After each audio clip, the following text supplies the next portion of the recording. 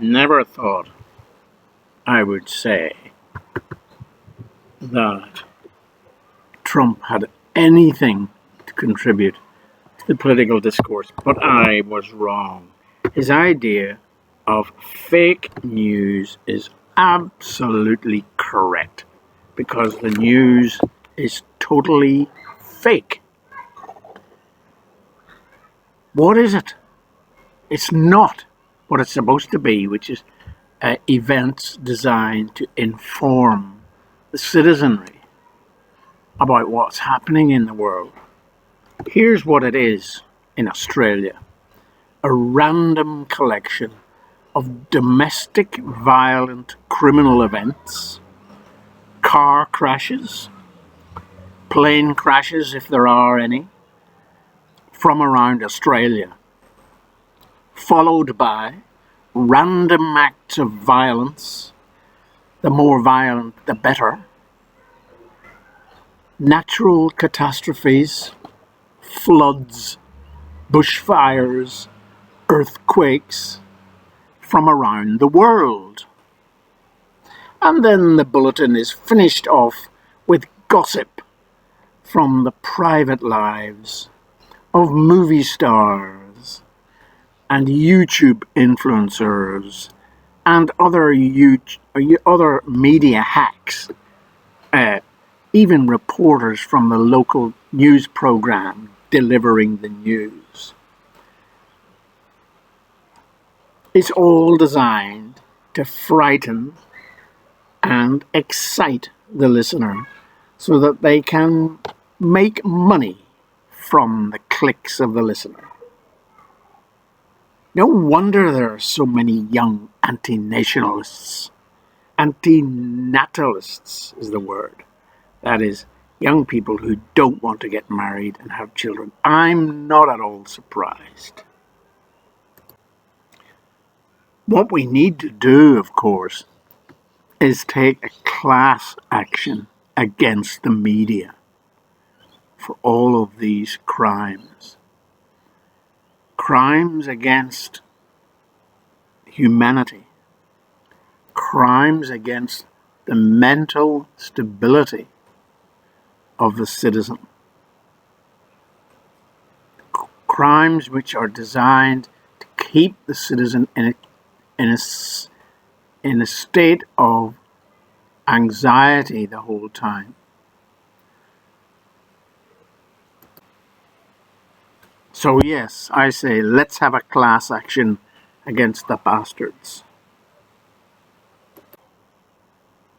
Now I go into Subway, and what do I find? Well, Subway's a great place. I like it. It's got good vegetables, and fruits and things. That's healthy. But what do I find? I find that when I speak to the person, there's a ritual and ritualized language occurs. There's no genuine interchange or interaction. It's fake and scripted by the Subway masters. So when I say, "G'day, I'll have a 6-inch Subway with cheese and ham," there's no response from the young person behind because they've been indoctrinated with the script, the newspeak, the Subway newspeak. And the Subway newspeak says that you ignore what the customer says and you just spout your own ritual. So there's no response. He or she puts on the plastic gloves, ignores what I've says, and then says, "Okay, what would you like?" In other words, she hasn't listened to what I said, so I have to repeat it. I say, "Yes, I'll have 6-inch sub with ham and cheese and toasted." And then she'll give me the ham and cheese, and then she'll say, "Toasted or not?" And didn't she hear it? because of the script, the corporate script that all organizations have to train their employees. Oh my God, it's so depressing.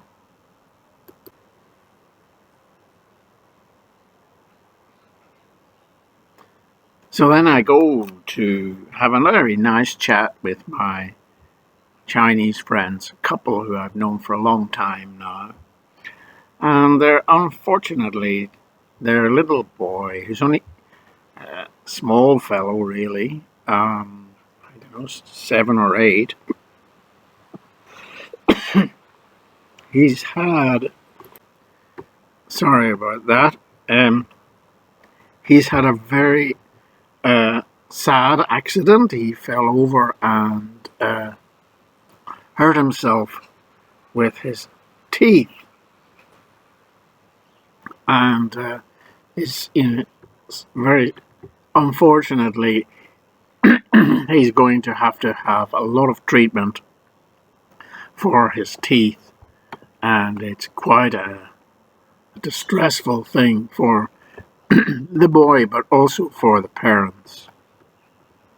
But my point in telling you this little story is that I want to talk about humor here, intercultural humor. Humor. And I actually, I believe humor is a great catalyst for, communication, especially between cultures. But you have to be very careful because humor is not always appreciated between one culture and another. So the humor in one culture may be very different from the humor in another. And anyway, I know these friends quite well, so I thought I would tell them a joke about my experience in Thailand last Christmas. And I said, I said to them, first of all, look, this very sad incident that happened to your son proves to me that there is no God. No benevolent, nice God anyway. And I thought, yeah, that's my attempt at a joke, humor. They didn't really laugh much. But anyway, I thought I would go ahead and tell them my joke about my own experience in Thailand last Christmas. So on Christmas Day, I was walking after a meal at the university along the street, and I was attacked by 2 dogs.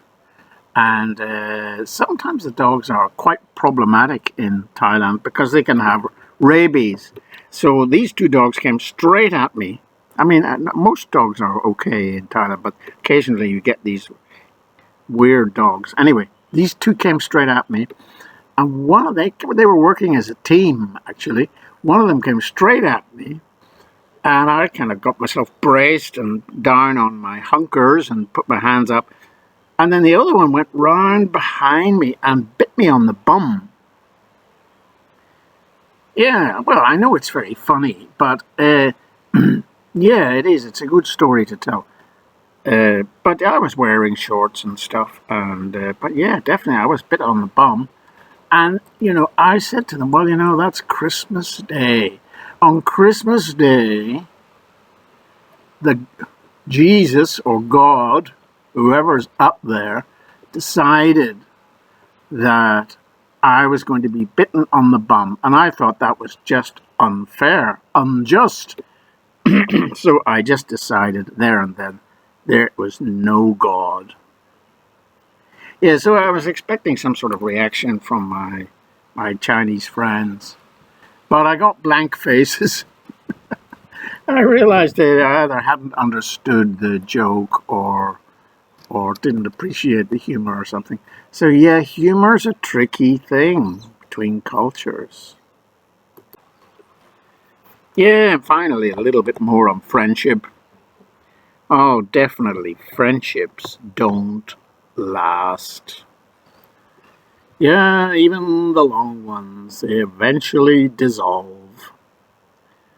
People are just too self-centered to sustain friendship for any length of time. For short periods of time, people can be selfless and people can use each other to get what they want. After a while, the selfish element takes over. Friendship dissolves. All those good things that your friend did for you are forgotten, and the bond dissolves. And I think that's true for all friendship, both outside of families and within families. When people have got what they want, the bond dissolves.